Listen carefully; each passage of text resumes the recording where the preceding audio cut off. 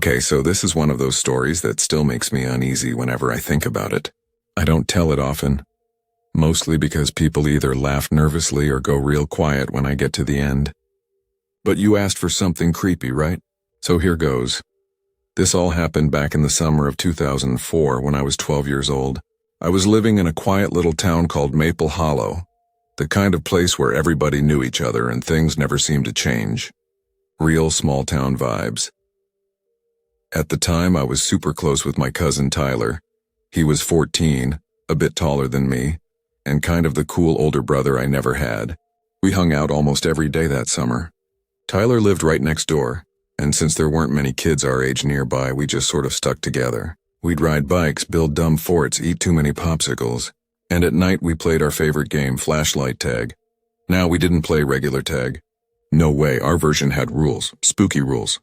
Whoever was it had to carry a flashlight and it had to stay turned on the whole time. If the light hit you, you were caught. But it worked both ways. The person hiding could see where the seeker was too. It was kind of like a slow, suspenseful chase. We'd sneak, duck behind trees, wait for the light to pass, then bolt for new hiding spots. It was awesome. Most nights we just played around the neighborhood, in yards, behind sheds, stuff like that. But the edge of our street backed into this thick, endless-looking forest. And once we got bored with the usual spots, we started daring each other to hide in the woods. That forest, man, even in the daytime it gave off weird vibes. No birds, no squirrels, just a whole lot of silence and shadows. At night it was even worse. But that made it fun, you know? Scary fun. Or so we thought. One night, I'll never forget it, we decided to make the entire woods our playing field. Tyler was it, and I was hiding. The rule was simple. Stay within hearing distance and don't go past the old creek. We both agreed on that, but here's where I screwed up. I wanted to win real bad, so I figured if I went just a little further into the trees, I'd be impossible to find. Tyler would give up and I'd get to brag, so I crept deeper into the woods than I ever had before. At first I felt kind of smart. I kept low, moved quietly, and avoided snapping twigs. But the deeper I went, the darker it got. I'm not talking it's nighttime dark. I'm talking total blackness like the kind where your eyes never adjust and you can't tell if you're walking into a tree until your face hits it. And that's when I saw it. An old house. Or a cabin, maybe? It was falling apart.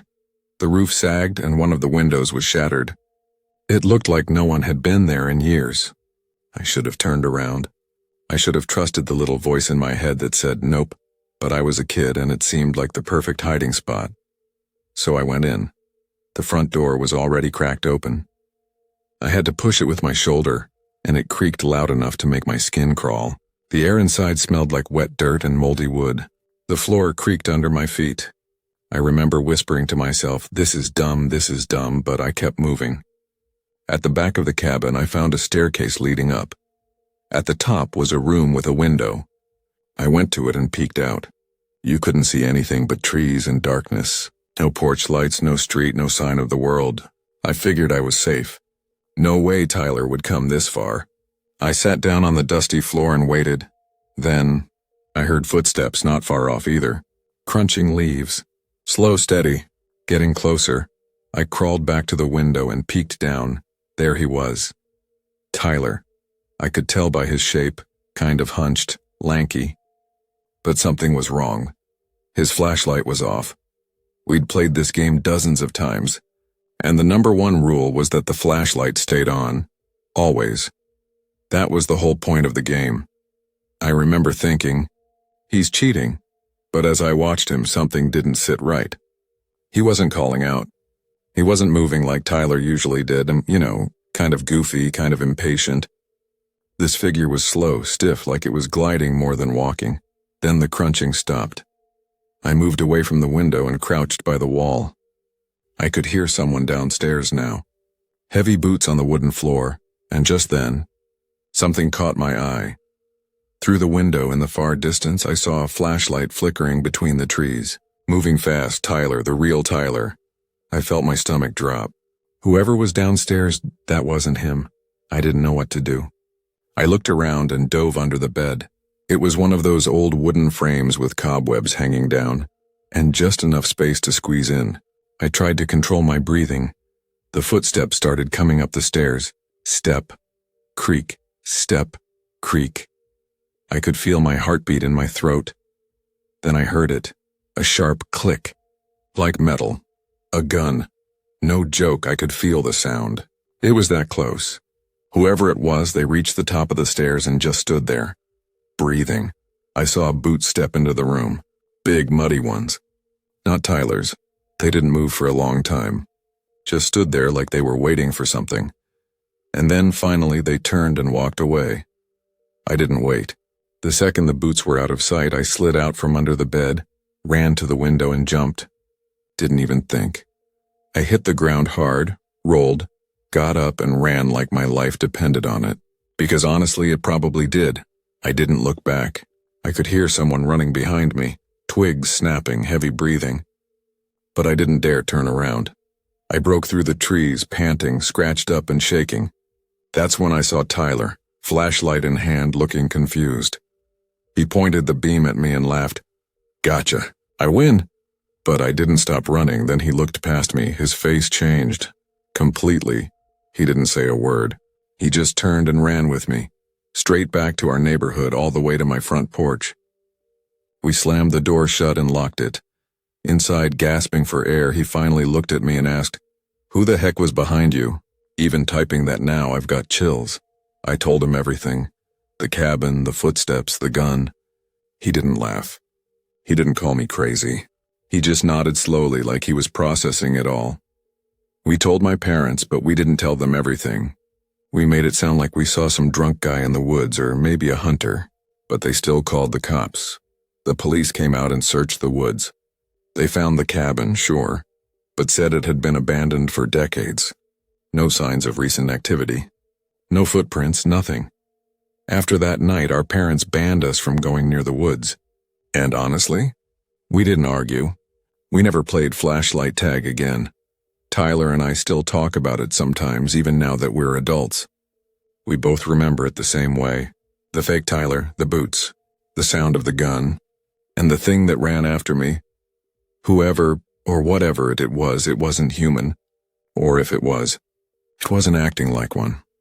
So yeah, if you're ever in Maple Hollow and you wander too far into those woods at night, don't follow the sound of footsteps. You might not like what you find.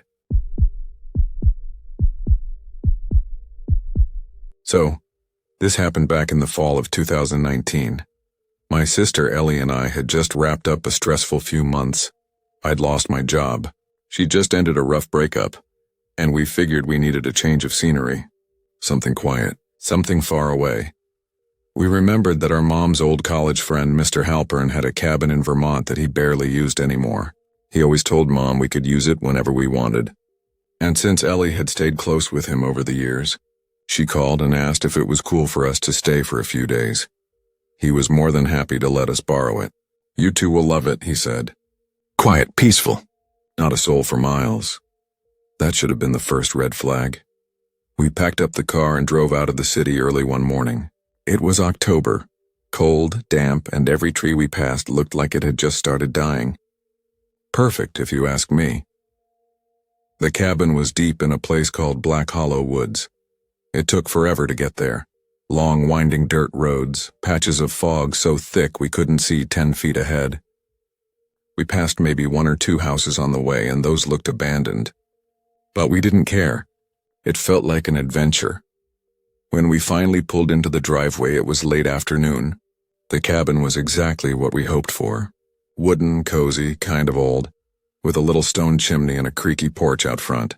It looked like something out of a postcard, the kind that hides a secret. No neighbors in sight. Just woods. So many trees they felt like they were leaning in. Inside was simple. 1 bedroom, a little kitchen, an old fireplace.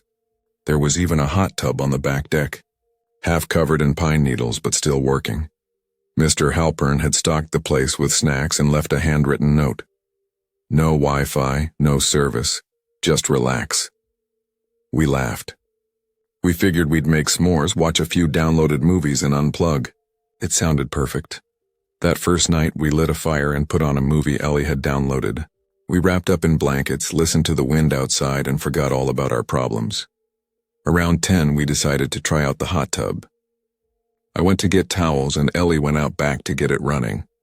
But as I was about to step outside, I realized I'd left my swimsuit in the trunk. It had been snowing lightly since earlier that evening. A soft white blanket covered the ground. When I stepped outside, the cold hit me like a slap. I ran to the car, and that's when I saw it, boot prints, not mine, not Ellie's. They came from the trees, straight toward the cabin, right up to the living room window. Then back into the woods. Perfectly spaced, heavy, deep. I just stood there staring. My breath fogged up in front of me. Everything was quiet, no wind, no crunching branches, just those prints. I hurried inside, locked the door behind me, and told Ellie. She didn't freak out, but I could tell it scared her. We checked the windows, the doors. Everything was still locked. But something didn't feel right. We decided to drive back into town and call Mr. Halpern just to see if maybe someone had stopped by. Of course, there was no signal until we were halfway down the road. We finally got a couple bars and texted him. Hey, just wondering, did anyone stop by the cabin tonight? Saw some boot prints outside. No response. We waited 15 minutes in the car, refreshing our phones, watching the woods around us. Still nothing. Eventually, we told ourselves we were overreacting. Maybe it was a hunter. Maybe the prints were older than they looked. We went back. Neither of us felt like using the hot tub anymore, so we just went to bed. Ellie took the bed. I crashed on the old couch. I couldn't sleep, though. Every creak, every gust of wind made me tense up. Then around 3 a.m., I sat bolt upright. Something had tapped on the window. Not like a tree branch. I know that sound. This was sharper, more deliberate. Like a single knock, I sat still for a minute, holding my breath. Then it came again. A slow tap, tap, tap. I got up and crept to the window, but the curtain was drawn. I didn't want to look. I really didn't. But I had to. I pulled it back. At first, I saw nothing, just black trees and white snow. Then I noticed the prints, again, right under the window. Fresh ones, and at the edge of the woods, a shape. Someone was standing there. He wasn't moving. He wasn't walking toward the house. He was just standing and facing the cabin, and as still as a statue, I couldn't see his face. He wore something dark, maybe a hoodie or a coat. But even from that distance, I could feel it. He was watching me. I shut the curtain. I didn't move. I couldn't breathe. Finally, I whispered Ellie's name. Then louder. She came out of the bedroom, groggy and confused. I grabbed her arm. We're leaving, I said. What? Why? No time. Just grab your stuff.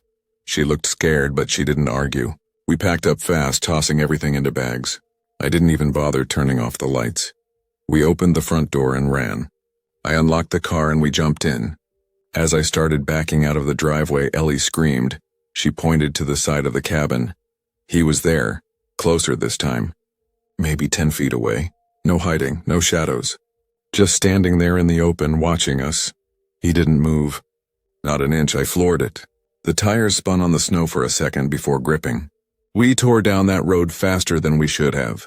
I didn't look back. When we finally got service again, there was a text from Mr. Halpern. I'm so sorry. Just saw your message. No one should be out there. We told him everything. He said he'd drive up that morning and check it out. A few hours later, he called. He sounded rattled. There were footprints, he said, all around the cabin. Every single window, front and back. We asked if he saw anyone. He didn't, but the strangest part? The tracks didn't lead away. They circled the cabin, then stopped. No exit trail, just gone. We never figured out who it was, or what they wanted. But to this day, Ellie and I don't talk about it much. Not because we forgot, but because we remember too well. Some places aren't meant for people, and some people, well, they're not really people at all. Let me tell you about something that happened to me when I was 17. I've never told the full story out loud. Not really. Not like this. It's not one of those silly campfire stories people make up to get a reaction. This was real. It happened. And to this day, it still gives me chills just thinking about it. It was October, right around Halloween. You know that time of year where the trees are bare? The air smells like dead leaves and chimney smoke, and it feels like the world's holding its breath for something. That was the vibe. Cold, quiet, and just Off. I was out at my uncle's old hunting cabin with my cousin Eli and our friend Micah. The cabin was way out in the woods, past a town called Ridge Hollow. No neighbors, no traffic, not even a power line in sight. Just thick forest, deer trails, and complete silence once the sun went down. The three of us had decided to spend the weekend out there, away from school and family. The idea was to stay up late, eat junk food, maybe mess around with the old fire pit, and just chill. It was supposed to be a break from real life. But what we ended up with was something else entirely. That first night we were sitting around inside, bored out of our minds. The satellite TV didn't work anymore, and the only entertainment was an old deck of cards missing half the hearts. After a while, Eli said, "Let's go walk the trails. I heard there's an old hunting path behind the cabin." Micah immediately agreed. Of course he did. He was always the one looking for trouble. I didn't really want to go. I'd already noticed how weird the woods felt. Still, I didn't want to be the only one who stayed behind, so I grabbed a flashlight and followed. It was colder outside than I expected. Not freezing, but that kind of sharp cold that settles deep in your bones. Every time we stepped on a pile of leaves or snapped a twig, the sound seemed too loud, like the woods were listening. We walked for a long time without saying much. Just the occasional, "This place is creepy," or "Did you hear that?" kind of comments. The trail eventually disappeared and we found ourselves in a part of the forest I swear wasn't on any map. That's when we saw it. Through the trees, maybe 30 yards away, was a building. Not another hunting cabin like we thought. This one looked abandoned. It was slouched to one side like the earth was trying to swallow it whole. The wooden boards were splintered and gray. The windows were shattered or boarded up, and ivy had crawled halfway up the sides. We stopped. Micah said, "Whoa, that's awesome. Let's go check it out." "Are you serious?" I asked. "Come on," Eli added. "It's just an old shack." I hesitated. Something about it just didn't feel right. The air around it was colder, and the forest seemed even quieter, like even the bugs didn't want to be near it. But I followed them. Because that's what you do when you're a dumb teenager trying to prove you're not scared. The porch steps creaked under our weight. The front door was cracked open just enough to squeeze through. Inside it smelled like mildew, dead animals, and something else. Something sharp and metallic, like rusted metal mixed with rot. We shone our flashlights around. The walls were lined with broken shelves, old tools, torn coats, and random junk. In one corner, there was a mattress on the floor covered in a dark, moldy blanket. The wood stove in the center of the room was black with soot, and something had scratched deep gouges into its side. I remember thinking, this place isn't abandoned. Not really. It looked too recent. Like someone had been there, maybe still was. We found stairs leading to a second floor and went up slowly. The stairs groaned with each step. At the top, there were 2 rooms. One was almost empty, just dust and boxes. The other was a bedroom, or had been once. It was small, just a bed frame with broken slats, a cracked mirror propped against the wall, and an old dresser missing all its drawers. Everything was coated in dust and grime. There were weird symbols carved into the wood on the mirror's edge. Tiny hand-drawn things. I didn't like it. Micah started digging through some stuff in the corner. Eli was making jokes to keep the tension down, pretending to be a ghost in the mirror. I didn't laugh. I was standing by the window trying to see if anyone had followed us when it happened. The sound of the front door downstairs opening. It was long and slow, creaking like something in a horror movie. We all froze, then we heard footsteps, deliberate, heavy, coming across the wooden floor downstairs, and then a voice low, rough, like someone who hadn't spoken in weeks. "I know someone's up there." Micah dropped whatever he was holding. We didn't talk. We didn't even look at each other. We all just rushed toward the tiny closet in the bedroom and squeezed inside. It barely fit us. We crouched shoulder to shoulder, trying to be silent. The footsteps started coming up the stairs. Creak. Creak. Creak. Then silence. No breathing. No shuffling. Just that horrible, awful silence that made my ears ring. Suddenly we heard things being moved in the room. Our room. Heavy objects sliding. A drawer being pulled open. something glass being knocked over and breaking. Then, the doorknob to the closet started to turn. It turned slowly. No rush, no panic. Like the person on the other side knew exactly where we were. I could feel my heart pounding in my throat. The door swung open. A sliver of light cut through the darkness. And we saw him. He was tall, dirty, and his clothes looked like he'd been living in the woods for years. His skin was pale and stretched tight across his face. His eyes, they weren't right. Too wide, too still. Like a doll's eyes, and hanging from his belt, a holster with a handgun. That's when Micah shoved him. Hard.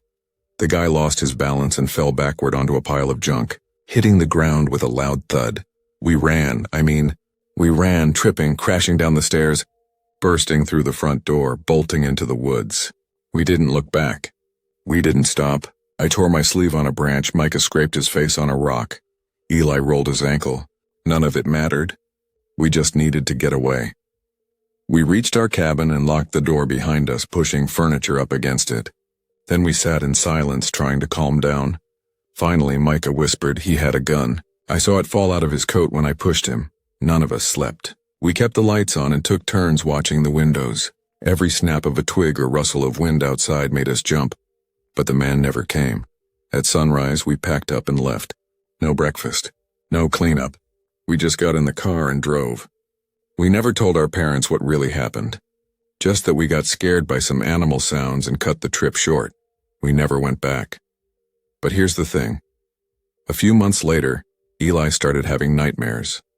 He said he'd wake up and see someone standing at the edge of his backyard, just far enough that he couldn't see their face. Micah refused to talk about it at all. He wouldn't even say the word cabin. As for me, I still remember the feeling in that closet, how the air felt too thick to breathe, how it smelled like damp wood and something decaying, how the man's face didn't move. No twitch, no blink, just those glassy eyes staring at us like we were already dead. And the closet itself, it had 4 hooks on the wall, 4 hooks lined up neatly, like someone used to keep things or people in there. I don't know who that man was. I don't know if he was just some drifter or something worse. And honestly, I don't think I want to know. But if you ever find yourself walking through the woods outside Ridge Hollow and you see a sagging old house hidden behind the trees, don't go in.